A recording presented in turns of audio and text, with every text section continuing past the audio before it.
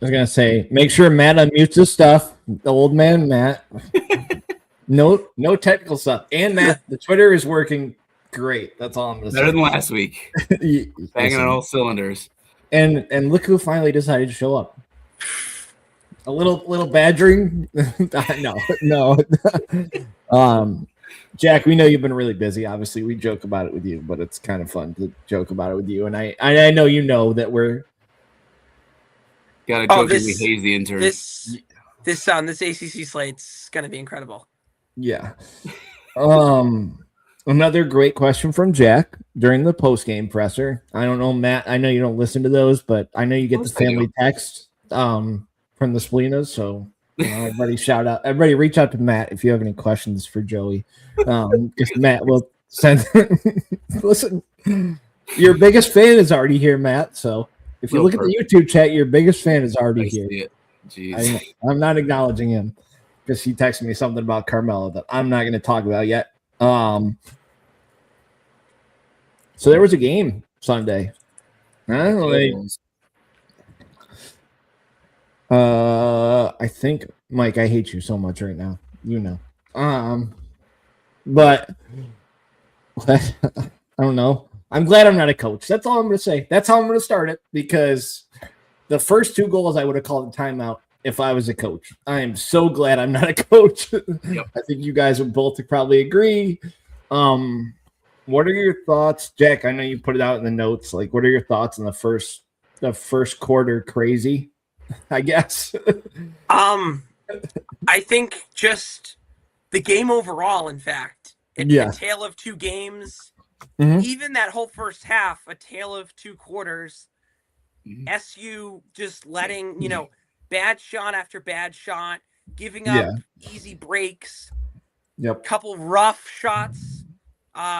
Went in, let in by McCool, and it just continued to mount and mount and mount. I think it was 6.5 minutes of total Georgetown domination. Syracuse fights back late first quarter, and then the second half, Syracuse looks like the best team in the country, especially that second quarter. That's what kicked it off. Yep. It was unlike anything I've ever seen in a season that has already thrown twists and turns. It was just another chapter of it. Yeah, and I think the text, Matt, I said it to the group, obviously, like looking going into the first face-off, I'm like, there's nobody here. And then you start to see everybody trickle in. And then you start to see people trickle in. And then, Jack, you made the comment, like, there were people in the upper decks, right? Again, we have the upper decks. Matt may have been late. Is he a real fan? I'm not going to. We actually walked in. We literally walked in the door of the building as they said, number 22, Joey Spalina. And Max was like, we didn't miss it. He was so excited. Yeah. Traffic thing is a thing. But I forgot about this. I know somebody's going to yell at me. Mike, my hater Mike's going to message me. Do you want to do the cards before we get into that? Oh, sure. Sorry. No, you're fine. Let me turn off my background. Okay, so I got this in the mail. It's kind of a card, kind of not a card. It's a schedule card from, what year is it? 2018 from the Florida launch. Well, Stephen Brooksy, nice. Coach of the Carolina Chaos. So it's like one you'd get at the games with the schedule on it. Mm-hmm. So it's like oversized. So if you look at like a regular size card, like see how much bigger it is. So it's a different size. So it's going to stay in this thing because I don't have a sleeve for it, but pretty cool. So shout out to my buddy Jim for sending me that. Pretty pumped to get that in my collection. Do you want to talk about the thing that actually got advertised? Yeah, they advertised it twice.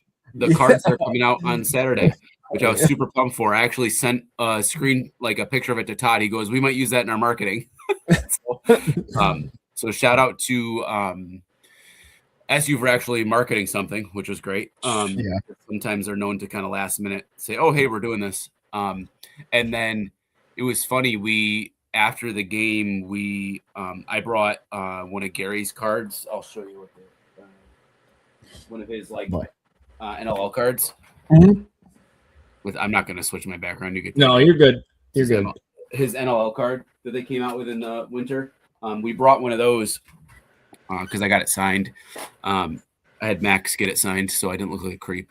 But when I got Gary's attention, got him to come over, because sometimes he doesn't really come over and do autographs. I got him to come over, and he saw the card. And he goes, "Oh, you guys see that they're like next week they're coming out with cards? It's gonna be awesome." I'm like, "Yeah." And he goes, "They were supposed to advertise it. They advertised it. Oh yeah, they put up twice." He was like, "Oh, that's awesome! Like I'm super excited. Make sure next week you can get those." Like he was like all super excited to talk about them. So that was kind of cool that he was like that.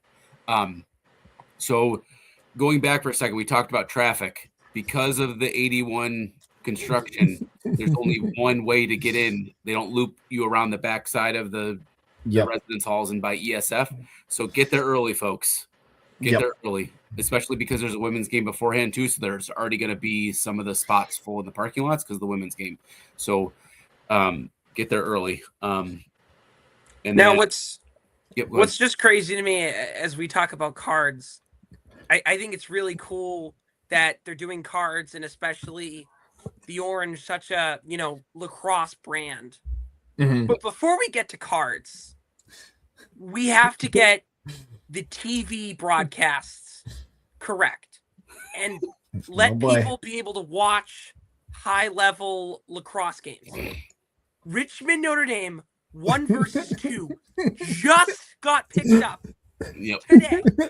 ACC Network bailed them out. That's been appointment television for about 2 weeks now. 3. Yep. If you're a sicko like us 3. Yep. There was a Notre Dame game earlier this year that the only way you could listen was on student radio. There was 2 Syracuse lacrosse games where you had to pay a total of $30+ to watch. If you want to go to the game, this is not the way.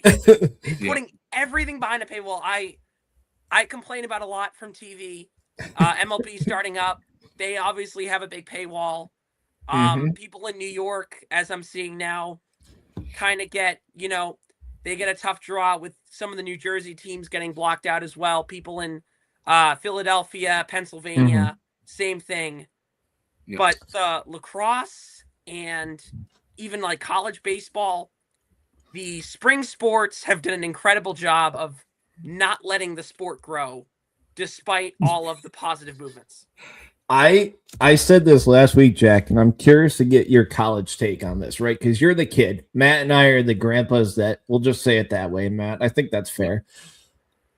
Well, how much would you pay to get an all lacrosse network? Just straight lacrosse, pro, college, whatever you want to imagine. As I'm not acknowledging him. You guys can acknowledge him. I'm not going to acknowledge him. Matt knows who it is. But what would you pay? Let's just say monthly, hypothetically, to get that. So I'm taking a very interesting sports media class right now, and we went through sort of marketing things like that. Lacrosse, sort of the more niche version of hockey, I would say.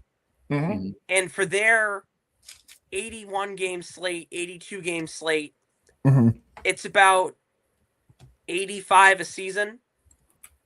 So I would say to put it around 50, 45, 50 isn't a bad price. Yeah. Considering for the pro lacrosse, I mean, you're paying for ESPN Plus sometimes. Yeah. But ESPN Plus, you're also getting a lot of other cool stuff, the documentaries, ESPN Plus content if you are a football guy, hoops, baseball. I think it's a great solution, but obviously the first priority then would be trying to untangle all of the previous TV contracts that run everything now. Like the running joke is like it's never going to happen, right? I think we're all smart enough to know it's probably not likely to happen. Yeah. But like if they could cut all the deals with ESPN, and that's never going to happen because we all know how much money ESPN pays people. If they could just flat out cut out the deals, sign me up. Just sign me up, and that's literally what I watch on my ESPN account is lacrosse. Jack, it's funny because I think Matt and I were talking about it last week. Like, even if you have student broadcast, I don't care, as long as it's somebody you know what I mean, for the niche person you're talking about it. Yeah. Right? Even if it's a radio broadcast, it's better than nothing. I hate to say it that way. Well, that's what we were saying last week about some of these Division III schools that have broadcast through their own website, right? Yeah. and you got one or two students and one kid on a camera on a tripod, and that's free compared to what we had to pay for to watch Denver, or Maryland. Yeah, I'll say it. Yeah. So, go ahead, Matt. No, it's fine. I don't have anything else to add to that. All right, back to the game because now we got Jack got his on the stand on the yeah. So get to the games early, folks. For the rest, this week. And State women's lacrosse 8-game winning streak right now. Yep, go early and watch the women's game. The other thing is the Duke game is going to be, or not Duke, UVA. Get there really early because the spring football people, I'm not going to acknowledge one of them who's in the comments right now, has already told me they're going to get there early. Matt, I think you can figure out who it is. Yeah, you could literally go to the Dome at noon and be there till 10 o'clock. Yeah. On that day. Jack's going to be a very busy boy that day, I'm sure. Because is that same day? Oh. Yeah. You better just get caught. Jack, get a cot for the press box. So one real quick thing about the cards too. So on Saturday, cards are going to be available at the store in the Dome. Mm-hmm. I haven't gotten official confirmation about the price, but from what I've heard, it's reasonable for a 60 card set. Just know that, people. Yep. I mentioned it last week. Support this project because that's how it keeps happening. Mm-hmm. Flat out, supplies are going to be limited anyways because that's how you keep it, affordable. And all that kind of stuff. But yeah, get out and support it. There's no doubt in my mind that it's going to sell out. So get them while you can, folks. Anyways, back to the game. Go ahead. You go ahead. Would you guys have called a timeout? That's my first question. Down 2-0, the way that they scored both goals. Would you have called the timeout? No, if it got to 4-0, I probably would. Okay. Especially because I know Gary has a lot of confidence in his guys, right? And he kind of lets them play. And he lets Moderna scream at the refs, but we're gonna get there. I think the weirdest part of that first quarter was that it wasn't even Mullen was winning all the faceoffs. Yeah, it was they would go down, take a lazy shot with 45, 50 seconds left in the shot clock, not get back on defense. Yep. And then there'd be 2 quick feeds and a goal. Yep. And it honestly, it felt like jet lag to me. It was. Yeah. It was like jitters of coming back home after being gone for so long. But it felt like a team that said, we had such a long road trip. We won 4 of the last 6. We won 4 straight against really good teams on the road. Right. We deserve to come back and chillax for a bit. Yeah. But that's not the schedule. That's not the schedule at all. No. This is pedal to the metal. Yep.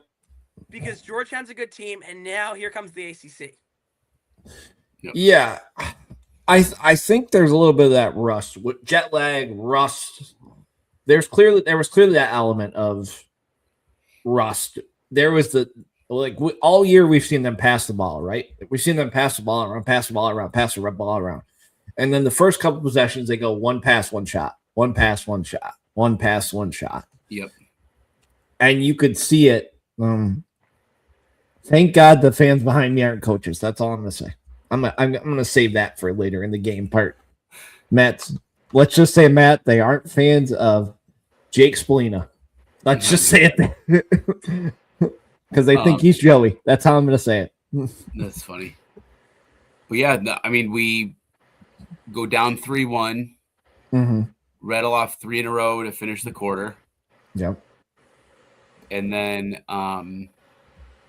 the second quarter just opened up, right?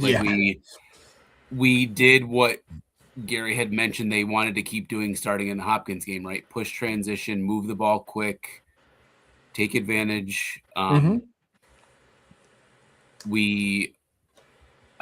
commentators, because I always watch the actual broadcast after, and the commentator said that was the most goals they've had in a quarter all season, with 8 in the second quarter on Sunday, and most goals we've had in a half also with 12. in the first half in the season so far. But it was very like vintage SU, push the ball, bing bang boom, shot score, win a face off, bing bang boom, shot score. Like it was fun to watch. I loved it. It was exciting. I think the way that it was phrased to me was vintage Syracuse. That's what I kept hearing from everybody is vintage Syracuse. And I know, Jack, Ooh, lost you for a second, Dan. Uh-oh, did we lose him? Oh, boy. Here we go. Anyways, we'll keep moving on. Yeah. So Mullen had a good game. He still had a couple jumps, but he finished 16 out of 28 at 57%. And Angelo, 50%. You know, he takes 3 or 4. You want him to win a few. Oh, you back? Yeah, Dan, you were saying. Sorry, my internet loves to be my internet. No, Johnny, Jack, you talked about Johnny winning, right? Make it, take it. That's the easiest way to say it for the second quarter. Like, yep. And he was winning them clean. It wasn't even like a battle. It was clean. Yep. Their coach was Georgetown's happy about the face-off battle. Both finished around 50%. Yeah. He chalked that up as a win. I asked that in the post-game presser. Yep. Mm-hmm. This was another game of like we have a lot of versatility in our offense, right? You know, the past few games it's been Roa and Leo hasn't done much. Well, then we flip-flop. Leo finishes with 5. Roa only has 1. Finn's been pretty consistent with 2 or 3 goals a game lately, so that's been awesome. He finished with 3 and 1. I was, I think, most impressed with Bear. That's what we need to see out of him. His his weren't even bull dodges. Like they were just outside dodges, sweeps, and shoot and score. And like we need that kind of assertiveness out of him if we want to, I think, have some long-term success the rest of the season. He's a guy that you want to have 2 to 4 points a game out of. Yep. But for him to come off the bench, yep. I know that he took a whack in the Denver game. Okay. Sort of towards the end. Got it. Okay. When there was sort of all those different scrums and things like that. But I think for him coming off the bench to still play the way he did, you know, as an everyday starter, that's probably not the best thing he wants to hear. Yep. But to still contribute, you know, this team has depth, whether it being the top guys coming off the bench and still letting themselves be physical and still 100% buying into the day. I think that's big, especially because these ACC games aren't going to be smooth sailing all the time, and someone's going to not get as much playing time as they should, especially the younger guys, but even the older guys as well. Yep. Yeah, you had 2 out of Hoddle, which you love to see. Or, Hoddle. I thought I said Waddle. I do that all the time. You had 1 and 1 out of Charlie Crafton, which I loved to see that. I really like Charlie in his game. McEntee buried 1. He had a nice – usually he's been like the sweep kind of guy, and he had a sweep but then dodged through the middle and had a nice finish. Joey finished with 2 and 5, which that puts him at 295 points, 12 away from tying the record, 13 away from breaking the record. So that's cool. I really was impressed with that inside roll to the crease dive. Right. Like that was a 22 moment right there. Like that's what you want to see out of your 22. And he played it perfectly. As soon as he felt that pressure on the one shoulder, and he just whoop right inside, and he was off to the races. And he almost had a second one. He just hit it off the pipe. So good on him for having a good game too. I thought we talked about pushing it in transition, and I think part of that also came out of our clearing game. Yep. Like Jimmy was very quick to save and up and go. Like it wasn't a hang on to it, run around the back of the cage, pass it to a defender. It was just a up, so you go. And that's how we were able to push that transition. But it's interesting, the transition game, Syracuse loses ground balls Sunday. Yep. So that's just even a credit more to the guy, Kaczynski. I know he was eventually thrown out, but guys like him, Kittleberger got the ball up pretty fast. Bowen taking it himself a couple times there in that second half. Yep. I didn't know he had that in him. Well, different guys that weren't being guarded pushing up themselves. I was going to say, I think that's an adjustment that they've made. We're not going to play the pass it around game. We're going to get it to whoever it is and just let them run. Don't whether it's run to the box, have a couple guys. Yeah. Yep. And there were a couple missed ones, but I'm okay with that because 90% of the one-man clears, they worked.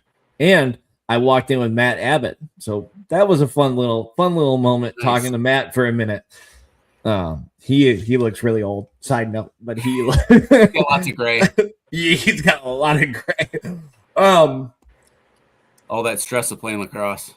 Well, I was gonna say Jack wasn't really even alive, man. How does that make you feel that Jack wasn't alive when he was in his heyday? I can make that joke. Yeah, we're old. I know. They go on the run, right? The dome starts to kind of wake up because I thought for a lot of the first quarter it was really quiet. People were just waiting for a moment to cheer. And like Jack, you talked about the quick, lazy shots. Everybody's sitting on their hands and knees, just hoping that like, something good happens out of that. Yeah. And then the halftime happens, and then they keep it going. Yeah, the fact they came out of the locker room as strong as they did. Yeah. Yeah, because they've been known in the past to, if you have a lead, kind of sit on it or come out a little flat in the second half sometimes. But also for any team to follow up really a historic quarter. Yep. Yeah. Like, I checked my phone during halftime, and everyone's saying, oh, Syracuse flips the script in the second quarter, is now dominating Georgetown. Yep. I like Finn's little garbage goal at the end of the first quarter, too. He seems to lately just be in, like, all the right spots. Yep. Like, to get those rebounds or whatever. And that, like, that's a Canadian box guy for you, right? Like, that's what they do. He wore that USA hockey jersey for pregame, too. Yep. So, he lost a bet with Joey. That was I thought it was Joey's USA lacrosse jersey. That's what it looked like, but I wasn't sure. Matt, you should have gotten the text, the emergency text. Okay, you're supposed to know that. The second half happens, and I thought one of the funniest things was Georgetown faceoff guy came out immediately after the half ended. It felt like because he was out there working like crazy. Yeah, and I looked at my dad. I go, "That's not going to make a difference. We can play this game all like." But they started to muck it up. They did start to muck it up for Georgetown. They started to muck it up a little bit too. Yeah, and that kind of threw us off. As far as the third quarter, because the fourth quarter is a whole thing as a whole that we can talk about. What are your guys' thoughts on the third? I mean, we won that quarter 5-4, right? Yeah. So that's good. You didn't let them really get back into it. By Too long of a run, though, from the Hoyas. I agree with that. Yeah. Yep. Right in the middle there. Again, flashbacks of the first quarter. Quick goal after quick goal. Just stop and score, stop and score, stop and score. Yep. Because against the Dukes, North Carolinas, Notre Dames. Yeah. You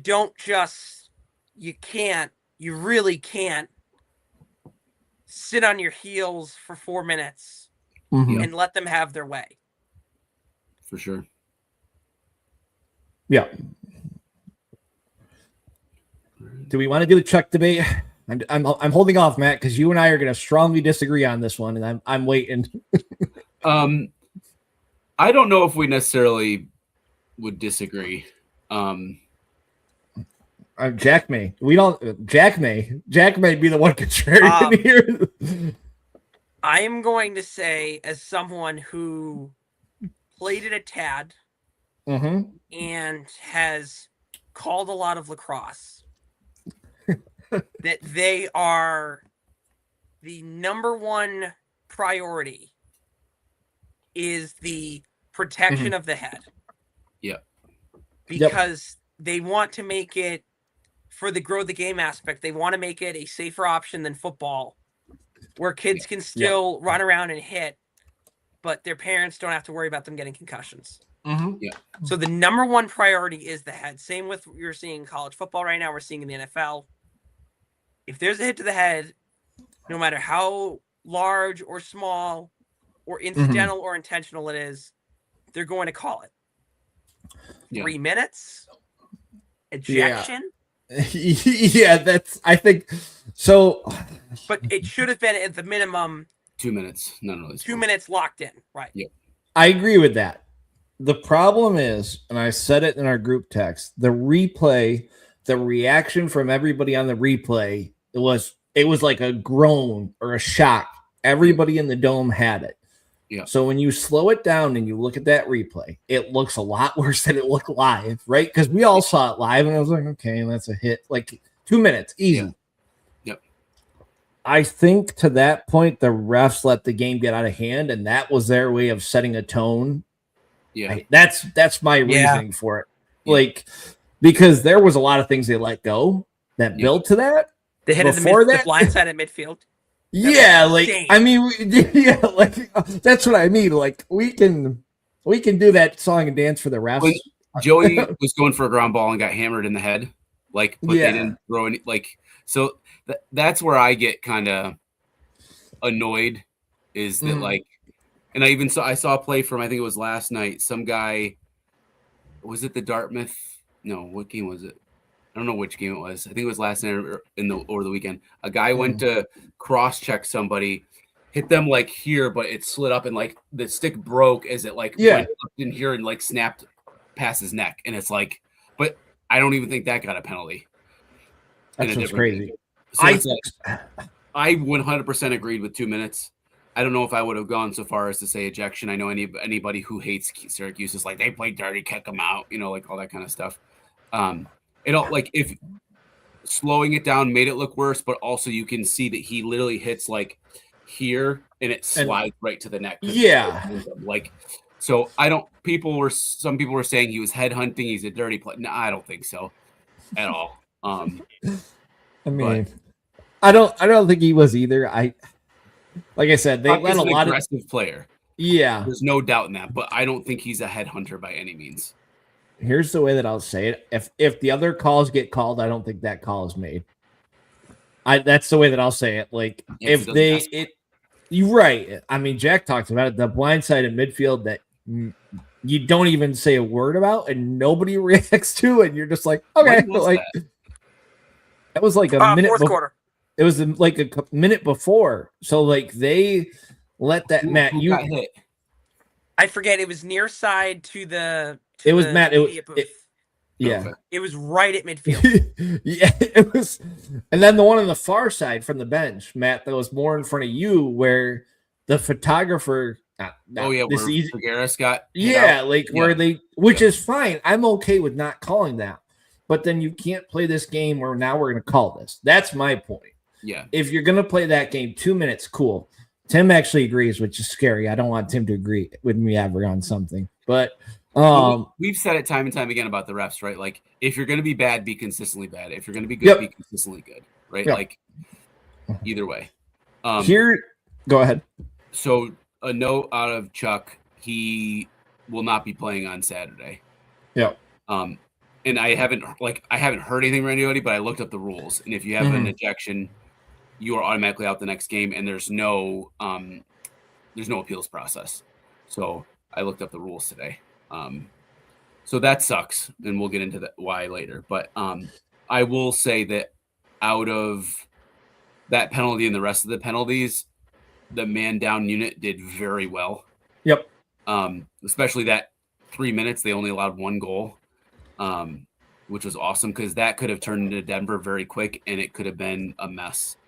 Well, I think that was my point, right? Like if that game was closer, I'm a little more worried, right? Like and Gary said it during the post game, right? Like if that's a 1 goal game, that's a completely different scenario, and we all know how that plays out. But but we've seen in particularly pro lacrosse, where those locked in penalties, usually 2, this time 3, where they just turn into goals. And I'm sitting there thinking, the way this game's gone, just a quarter ago, Georgetown put up 3 in a minute 45. Who's to say they couldn't do 3 or 4 in 3 minutes? And then McCool stands ahead. He makes the save once with the basket and then with the shaft. The defensive midfielders, they're getting far clears. The face-offs that were happening, Mullen dominated that 3-minute stretch. And then they kill off the man down, and that basically wraps the game up. It was like, I think I looked at my dad and I go, if they go on a run, this could get crazy. This could get like really crazy, like you said, Jack. If they rattle off, I said it at the beginning, at the 3-minute, if they give up 1, it's a win. Easy win. If they give up 2, honestly, it's a win. I hate to say it that way. Like for a 3-minute non-releasable penalty, goals is good. Yes, 100%. You're like man up. You're supposed to score. Like thank God they have a very poor man up unit. Like they only scored 1 man up goal all season so far. But yeah, I was counting the time, and we were man down for over 5 minutes in the fourth quarter, which is a third of the quarter. Like that's which is crazy. I think Riley spent more time in the box than he did on the field. To be honest, it seemed like it. You talk about the refs being terrible, like that series of 2 penalties, that minute and a half they gave him. He didn't even push him, so he shouldn't even have had the push. And then McCool had a clean hit on him to lay him out. I thought when they threw that flag, I thought it was on Jimmy. I thought it was on Jimmy right away. And then I was about to go nuts, but O'Derna did it for me. O'Derna did what I wanted him to do. So, and then I forget what the second one was, a slash or whatever. Because like I think when Figueres got up, I think he hit him in the head. I think he was trying to get up and whatever. But either way, I was going to say the lack of interference calls and slashing calls that I saw. If we want to play this game, there was a lot. And to be fair, they missed some on Syracuse. I'm not going to be this homer person that's like, nope. There was a lot. And for as tight as they called them in the beginning, they called it loose for the middle and then went right back to tight. You got to stay consistent. Go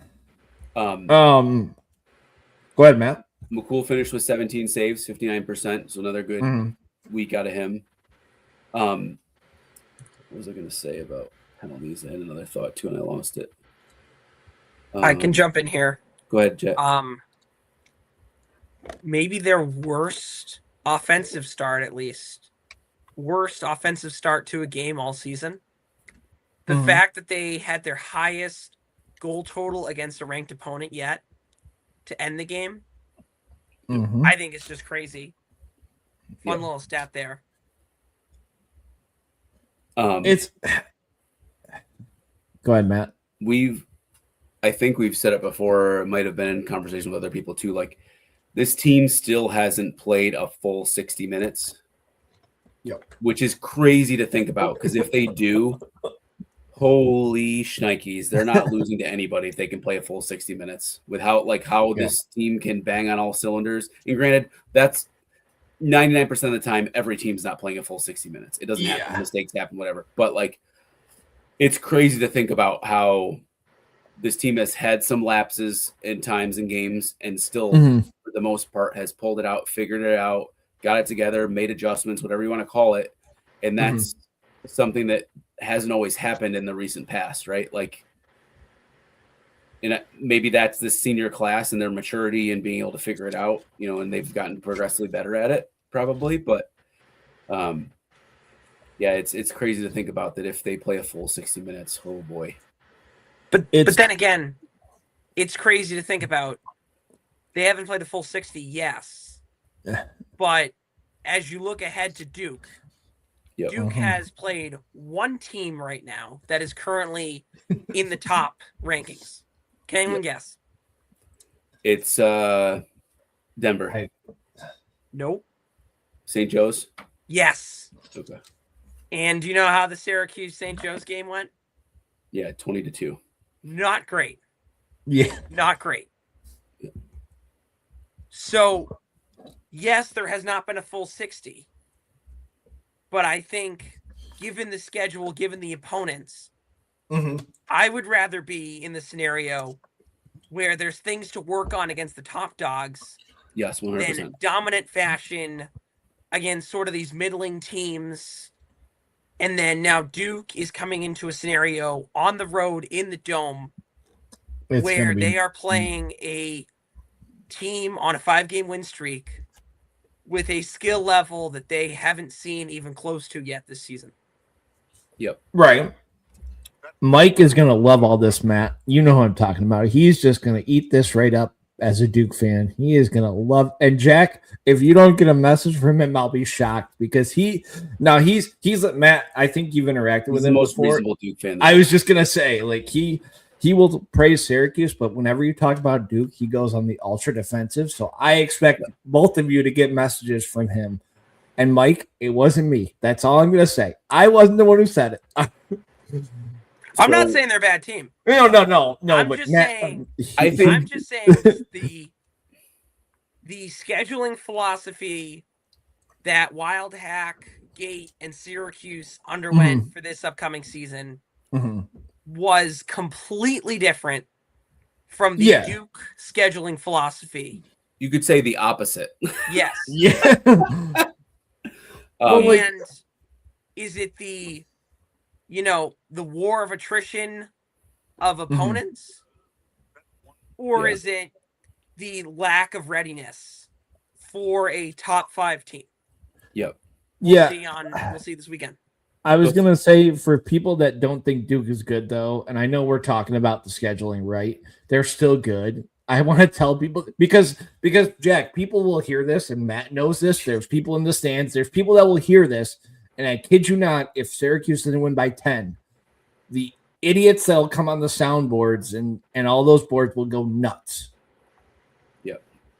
That's the only thing. Like, and it's not. We're not saying that, right? Like, we know Duke's good. I think we all know that. Like, but like, there is somebody that's going to hear you say that, or Matt say what, or somebody else on the radio is going to say something, and they're gonna blame Joey if Joey doesn't score 10 points. If Joey doesn't score, we can play this game, Matt. We've played this game before. Like, if they don't send a message to Duke, they're terrible. That's the message that other people are saying.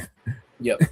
Before we get fully into Duke, I have some numbers I want to throw at you guys. Okay. So one of the points we talked about in the season preview was that we lost Hilton English, right? And how do we replace them? And one of the points we made was that they had to be replaced via committee, right? Because you're not going to have a guy that puts up 70 points. And so through 10 games last year, let me make sure I added this correctly because I think my numbers are off. Hold on a second. Give me just a second here. I was going to say, I'm going to make this the most awkward silence for you ever, Matt, while you're figuring this out. So I hope you enjoy this. Let's see.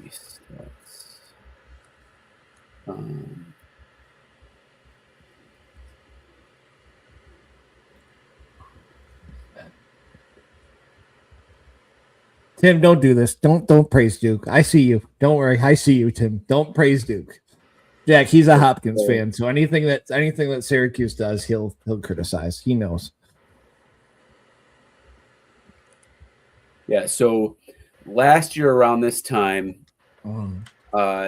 they English and Hilt accounted for 60 points. Okay. Goals and assists. So if you look at the rest of our main contributors, not counting Joey, the rest of the guys. Leo is up 11 points through 10 games from 22 to 33. Finn's up 5 points from 23 to 28.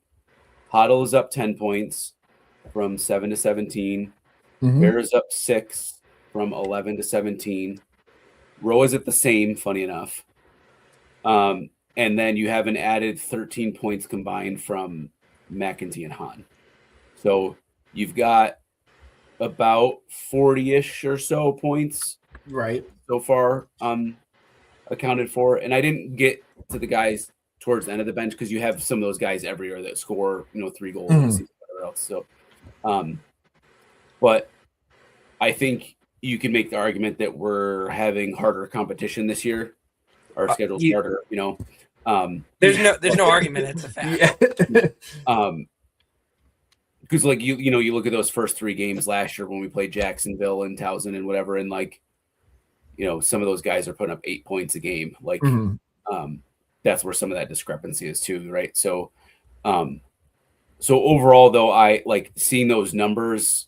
Like I'm happy with that, given the level of competition too that we're playing. That a good majority of the points that were contributed by those two are being made up elsewhere, right? Like, so it's good. And just a note on that, McCarthy has stepped into the English role, and we're starting to see that more and more and more. The primary defender seems to be on the offensive side. So and he's been even a step further, playing more defense than offense. I don't think the last 2 games, I don't think he's played a whole lot of offense even. He's kind of like the guy in the rotation with Jake and Kittelberger and Bowen. Like we literally haven't seen Ryder Ochoa since he got torched by Harvard, pretty much. Somebody said he was hurt.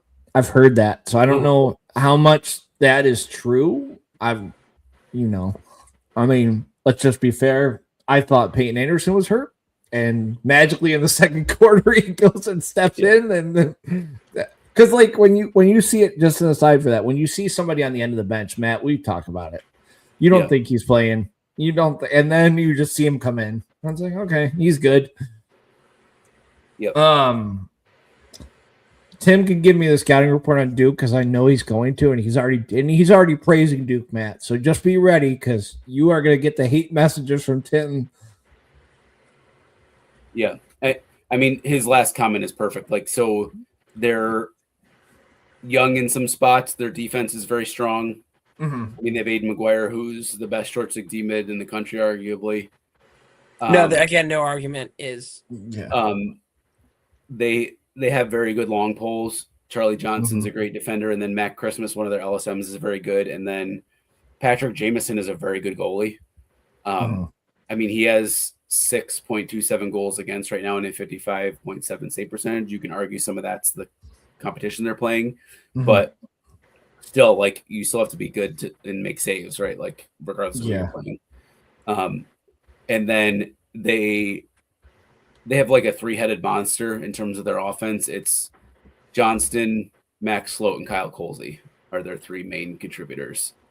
So Sloat and Johnson are going to run mid, and Colsey, I think, runs attack. So you got to assume Dwan's going to be on Johnson because he's like a bigger guy. So you got to assume that Dwan's going to have that matchup, and then Figueres is probably going to be against Colsey, and then you'll have your long pole against Sloat, so you'll double pull the midfield.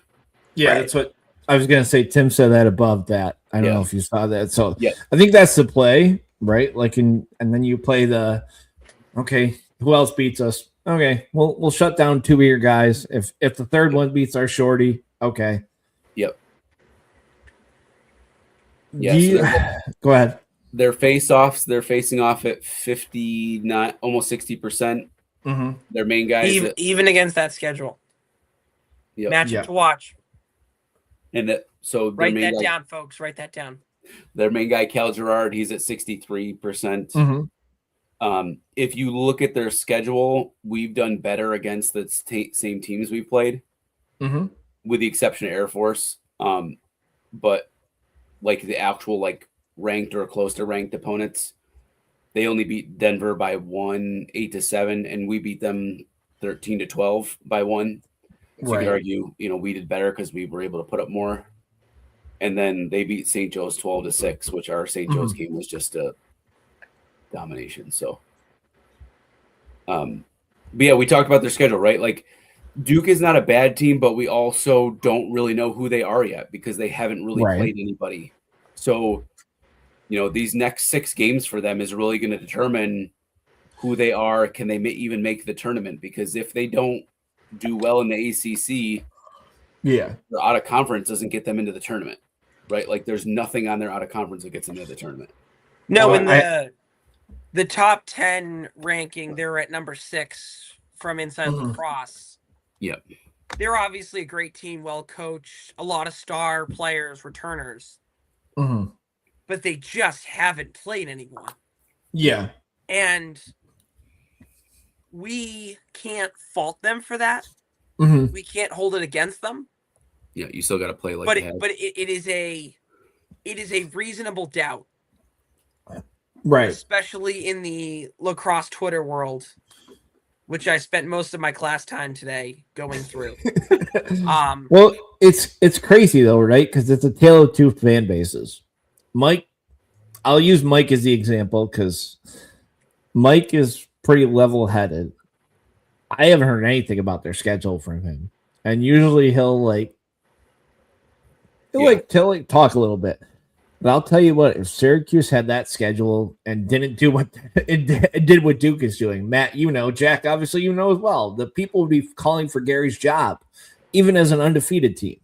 There's people that literally call for his job after Georgetown because they didn't beat Georgetown by enough.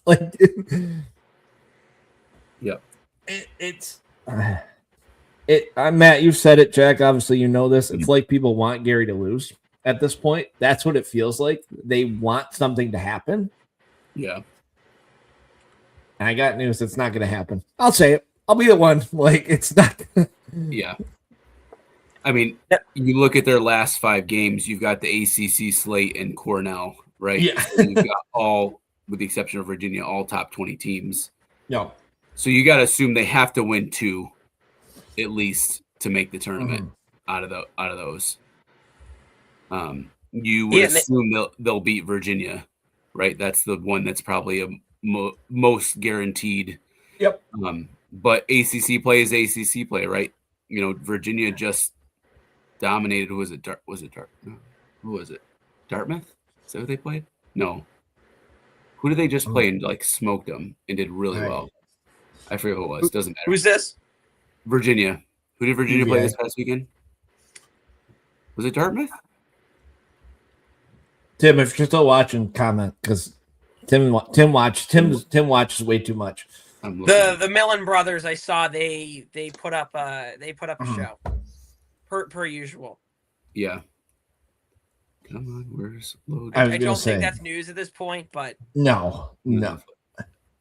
Yeah, it was. We're gonna get into I was right. It was talk Dartmouth later, but I think the kid could win freshman of the year. Brennan McCabe, yeah. He's playing great. I don't know who else is playing that well as a freshman, because some of the guys the names you're thinking of, Anthony Rao at UNC, he hasn't done much yet. He's been kind of reserve guy. Bo's been cooling down a little bit. Yeah, so those are some of the marquee names, and I mean he's putting up crazy numbers right now. That team's so fun to watch, Virginia. And got. Go ahead, Jack. Sorry. They had a $10 million lacrosse only donation on September 1st last year. Nice.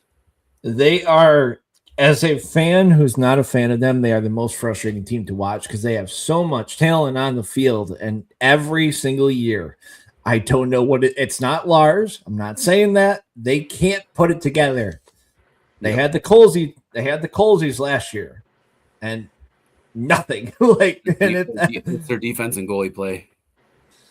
Yeah, the amount of offensive players they pull out every year is just insane. Yeah.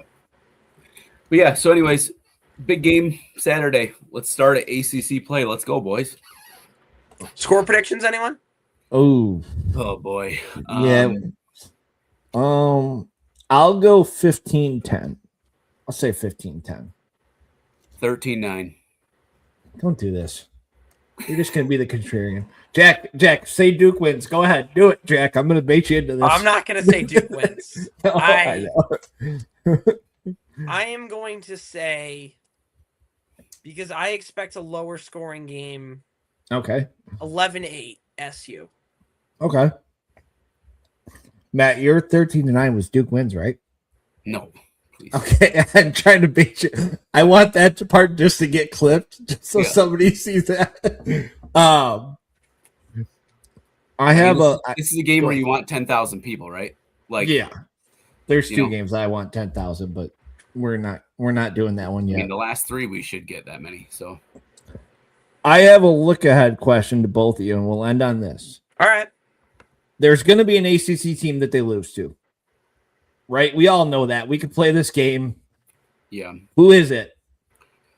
Notre Dame, easy. Jack was ready. He's like, I'm not giving you guys this. Yep, that's been. I think that if there's a rationale behind that, I think if they keep performing the way they have and keeping on the trajectory and the way the schedule looks down the line, I think there's a shot if they're sort of stuck in a certain playoff position for the NCAA tournament, for the ACC tournament, in fact, I think they get a little bit of rest, especially the big dogs, and they go a little bit younger at Notre Dame, which is not an easy place to play against a really good team right before the ACC tournament. I could 1,000,000% see that as a scenario. On top of the fact that Notre Dame's an incredibly talented team. Right.